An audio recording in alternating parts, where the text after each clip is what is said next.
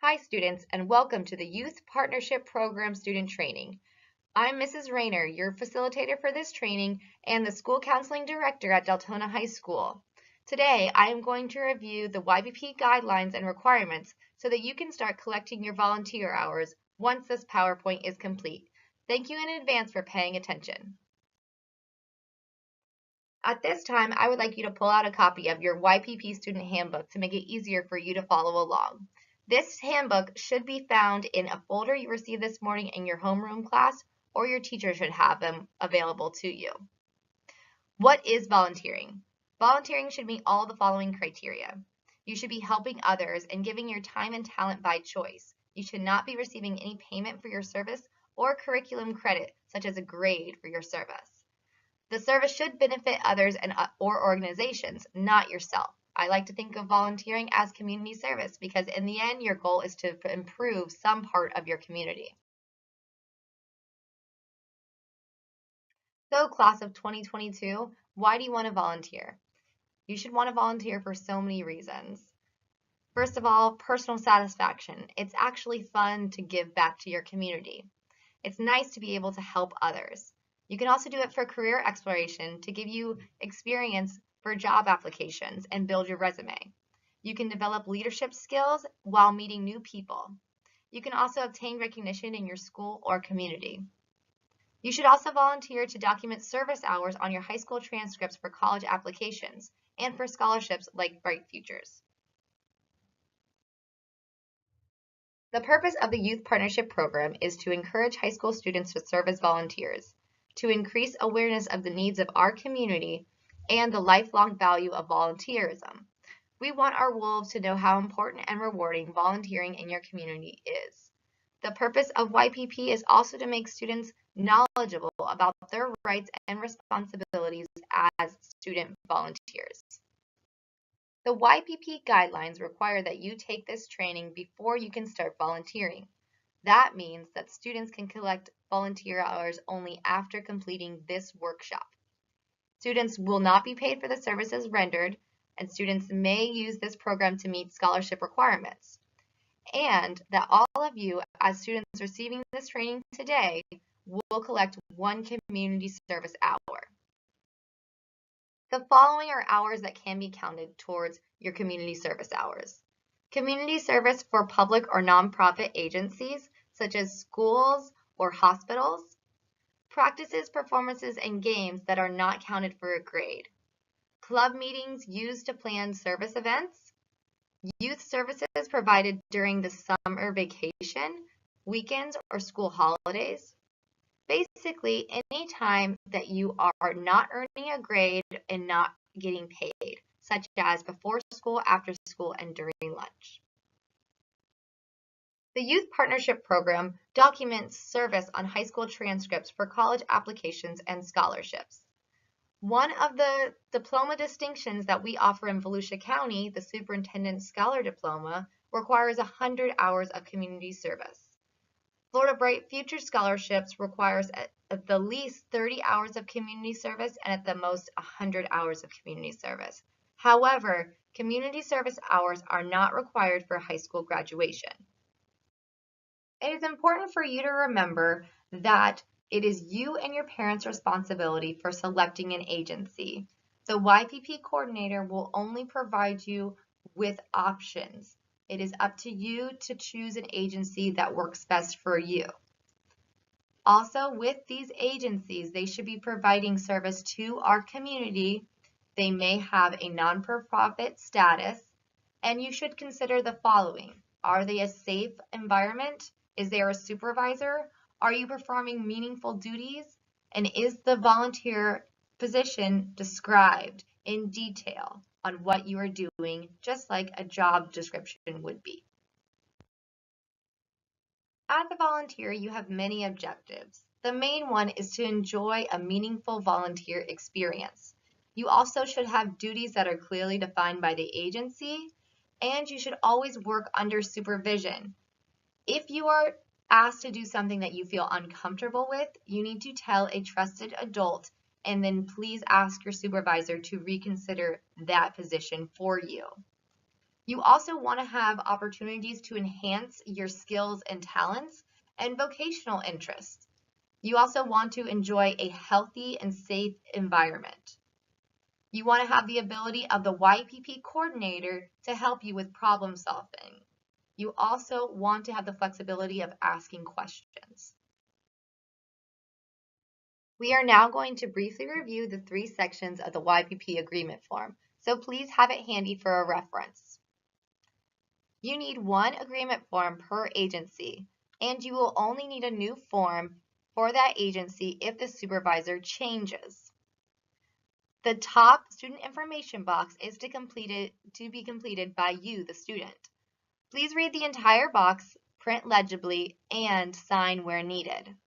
The middle section is to be completed by the agency supervisor where you plan to volunteer.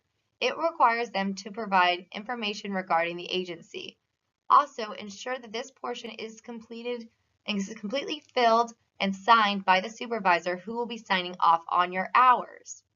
You should use the YPP agreement form as an opportunity to clarify any doubts you may have regarding your volunteer duties and related issues. And also make sure that the placement will qualify as an appropriate volunteer site with your YPP coordinator. The last box requires parent permission. Make sure that your parents or guardian reads this information entirely and provides approval signature dating the form. Note that they are relinquishing all of the liability of the school board and any action that takes place while you volunteer and are transported to and from the volunteer site. Finally, you must turn in the form to Ms. Peter, who is located in the main office, Building 6. If either you or the agency would like a copy of the form, you will need to make a copy prior to turning it in. Besides the YPP agreement form, it is also your responsibility to ask the agency if you will be provided with training. If so, when and where. It's your responsibility to perform volunteer services on your own time without payment or for academic credit. You are also responsible for providing your own transportation to and from the volunteer site. It's also your responsibility to read the YPP student handbook prior to your volunteer placement. Another one of your many responsibilities is to utilize the YPP SignIn Sheet to record your volunteer hours. Please take a look at the YPP SignIn Sheet now while we go over a few items. Every day that you volunteer with the organization must be tracked on a separate line. However, you can utilize multiple sign-in sheets per organization or activity. Each completed sheet must be verified by the organization and signed by the supervisor who signed your YPP agreement form. Completed sign-in sheets are to be submitted to Ms. Peter in the main office. Submit hours promptly, either after completion of the volunteer project or quarterly. Report senior hours no later than the last day of senior year. Acceptable service hours are entered into the student's records and will appear on your high school transcript.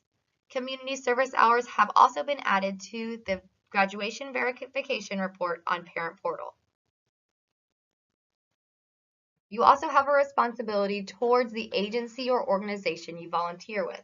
You must respect the confidentiality of the agency and the agency's clients. What you see and hear is strictly confidential. If you have questions, talk to your supervisor. Maintaining confidentiality is an important responsibility for all volunteers, and breaking confidentiality is a primary reason why volunteers are let go. Student volunteers need to behave appropriately while volunteering. You are not only representing yourself, but also your school, so make Deltona High proud. You need to wear appropriate attire. Remember, the school district enforces a dress code and uniform, and we hope that you use those guidelines while volunteering. You need to be prompt in attendance and perform your duties on the day and time agreed. Do not be late or leave early unless agreed upon by your supervisor. If you get ill or realize you are not going to be able to volunteer, please notify the agency just like you would an employer. Think of your volunteer placement as a job and your supervisor as your employer. You must provide your own transportation to and from the volunteer site. You must also remember to sign in and out and record your hours on your YPP SignIn Sheet. Students should always ask questions if they are unaware how to do tasks. Now I have some questions for you. Who would you like to help? Would you like to help out your community at a public or nonprofit agency? How about senior citizens at health fairs or senior centers?